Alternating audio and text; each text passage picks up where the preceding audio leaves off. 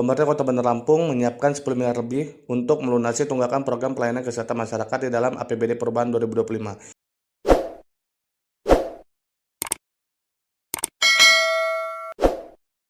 Kepala Dinas Kesehatan Kota Bandar Lampung Mutari Arsyad Temenggung mengatakan pihaknya telah menganggarkan puluhan miliar untuk melunasi tunggakan program pelayanan kesehatan masyarakat tersebut. Tunggakan tahun 2024 sudah kita anggarkan di perubahan, nilainya miliaran rupiah, sekitar 10 miliar atau lebih. Lebih lanjut, ia menjelaskan langkah ini diharapkan dapat memperkuat layanan kesehatan bagi masyarakat, termasuk yang belum menjadi peserta BPJS.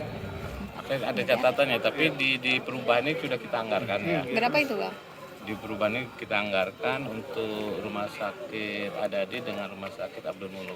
Harapannya dengan tahun ini nanti perubahan itu disetujui, dengan anggaran itu yang kita akan bayar tunggakan yang terjadi di tahun 2024. Berapa naskah atau ditutup ya? Diselesaikan gitu? Iya, diselesaikan. Dan di perubahan kan sudah kita usulkan. Anggarannya berapa tuh, Pak?